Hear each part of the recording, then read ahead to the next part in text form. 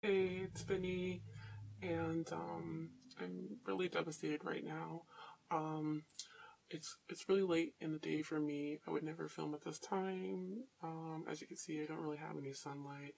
I also still have my makeup on from minus the beard from my feminist during the day, but I had some really devastating news, and I really wanted to just get it all out because I just can't move on with my day until I get this out. I basically opened up the letter that I have right here. I read it, and then I was like, how am I supposed to go on with my day after reading that? But basically, I got the letter from disability that I've been waiting for since January. And it was obviously, if I'm upset right now, it was not favorable, and I'm just absolutely devastated. Like, I really don't know what to do. I know what I'm going to do, but I don't know what to do emotionally right now, guys. But so let me just try to use this video to collect my thoughts, kind of vent, and just share with you guys what happened. So I got like this 10-page kind of printout, and it's double-sided, and basically it's kind of a very, very detailed report of how the exam went and how your judge bases your disability requirements or whatever criteria.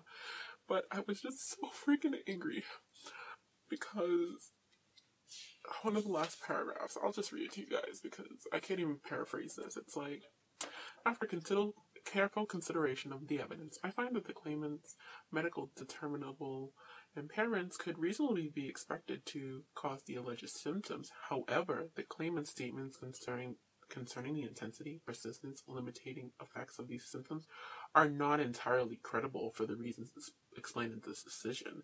The claimant's function is not significantly impaired. Now, let's get to the next page because let's get to the next sentence because this is what he says. The claimant testified that she uses her computer, watches video online, programs such as Netflix, interacts with mother, sister, uses Facebook, lives with boyfriend, and visits a friend. She does light cleaning, shops online. I am able to count change, handle a savings account, read, draw, watch TV shows, play games. I am able to talk with others, play cards, go to appointments, and spend time with my boyfriend. Furthermore, the substantial objective medical evidence of the record does not support the claimant's subjective complaints. Mental status exam indicated that the claimant was cooperative with normal concentration and attention and no cognitive impairment. Now I have to look up what GAF score because they use that a lot. But it says, GAF score were also in the 60s, consistent with mild limitations. Treatment notes also indicated fluctuating symptoms with periods of improvement and increased confidence, communication, and stable moods. The claimant also generally reported increased symptoms associated with psychosocial stressors, including relationships, her living situation, finances, and physical limitations. The claimant's providers also indicated a good prognosis and manageable symptoms. Blah, blah, blah, blah, blah. And it's like, therefore, these issues are inconsistent with the alleged severity of the claimant's symptoms, and therefore I find the claimant to be not fully credible. And it's just freaking, that's like such a slap in the face to hear that. That I'm not credible. That I'm not credible on my own freaking disorder. So basically, from what I'm hearing, is that regardless of the fact that I was, I had to enter a date program, regardless of the fact that I was suicidal, that I attempted suicide, tried to hang myself, regardless of the fact that I think about killing myself all the time, regardless of the fact that I have a mood disorder and suffer the symptoms of PTSD, and that I can't go to work, and I can't I can't work in a retail environment, and I can't work under these conditions that society has us in. But because I can, because I can work a camera, or because I can freaking watch TV, and because I have the retention enough to be able to pay my bills, oh, my severity is, it's not credible anymore. And it's just unbelievable. Like, you see this. This is it. This is the truth, you guys. This is how the government treats people, treats us with mental disorders. And it's just absolutely horrible. Because I'm just sitting there waiting for the day that finally someone recognizes and acknowledges my hard work. I work so hard, and I'm so patient, you guys. I'm so patient. And it's never that I've never not wanted to work. But it's just that I can't under these conditions. I can't while I think about hurting myself. I can't while I think about wanting to hurt other people. And the fact, I'm sorry, but the fact that I'm able to watch Netflix and talk to my sister and, you know, freaking count change, that's why. Seriously, that's why. That's why I'm not disabled. That's why you denied me.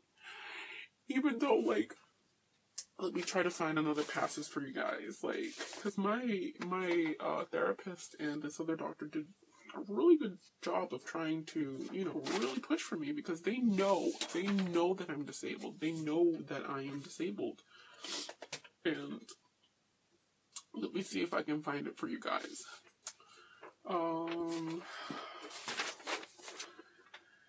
It says in December 2014, Dr. I'll leave it blank, submitted a medical source statement and said that the claimant is markedly limited in ability to perform activities within a schedule, maintain regular attendance, be punctual within customary tolerances, complete a normal workday or work week without interruptions from psychologically based symptoms, and perform at a consistent pace without an unreasonable number and length of rest periods.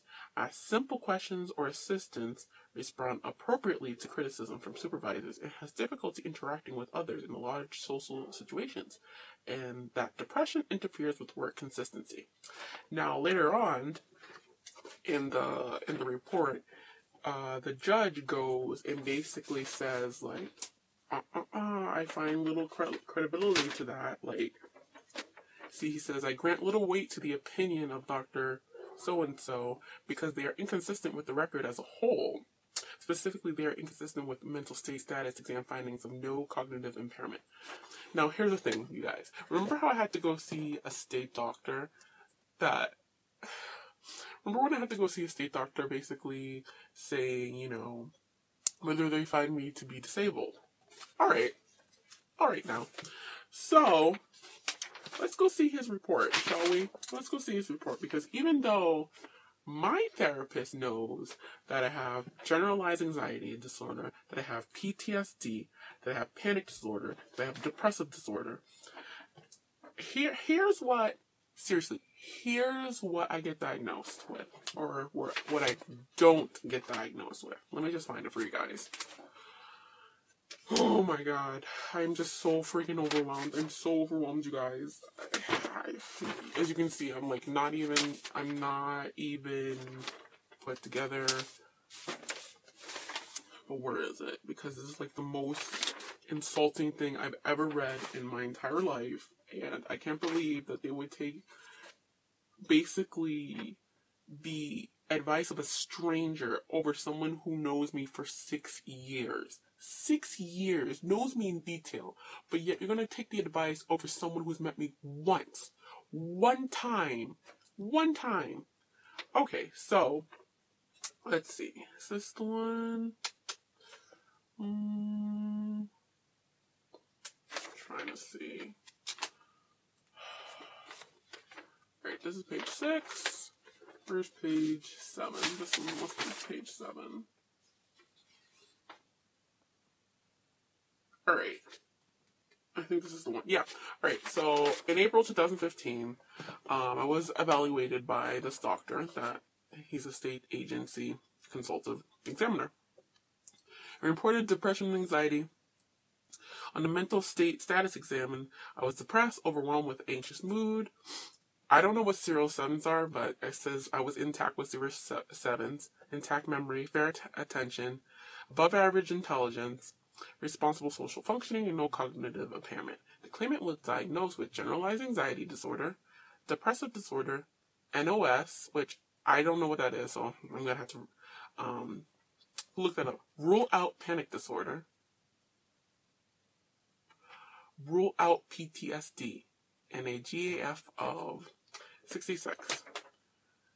So because he ruled out my panic disorder and my PTSD, that's it. It doesn't matter that my own doctor, both my doctor and my therapist, ruled me with PTSD and with panic disorder. Because this stranger who doesn't know anything about me decided, hey, you know what? She doesn't have PTSD at all. No, she doesn't. When I absolutely do. And it's unbelievable. And I can't deal with this. And basically the next step for me, aside from crying, is I'm going to apply at my DTA office, which is the Department of Transitional Assistance, for an emergency disability. And what this goes with is that you don't have to be found disabled by this program in order to be counted as disabled through that program. But basically it'll give you like an emergency fund of like $300 or so a month. I'm going to try to apply for that. Because, hey, maybe they'll find me disabled because, you know, these freaking assholes won't. Anyway, but as far as this goes, I have 60 days to file an appeal. I'm going to file an appeal, which is what I always do, which is what I have been doing for 3 years. And this is going to go to the Appeals Council. Now, the Appeals Council works in Virginia, I believe. And, because, you know, I have a hard time making it to Boston because I don't drive. But somehow I'm going to be able to make it to Virginia.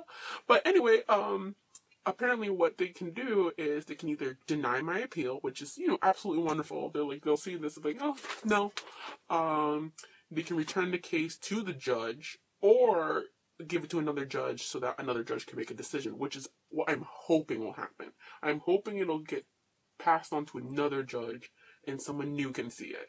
Because I still have new evidence to show them. I'm like, here, keep going. Here, you want to play this game? You want to dance? You want to dance? Let's go. I have more evidence for you. All right, let's go. And they can either issue their own decision, which means that they can do it on their own, or I can go in front of the Appeals Council, which will most likely not happen from what I read, because it's very rare.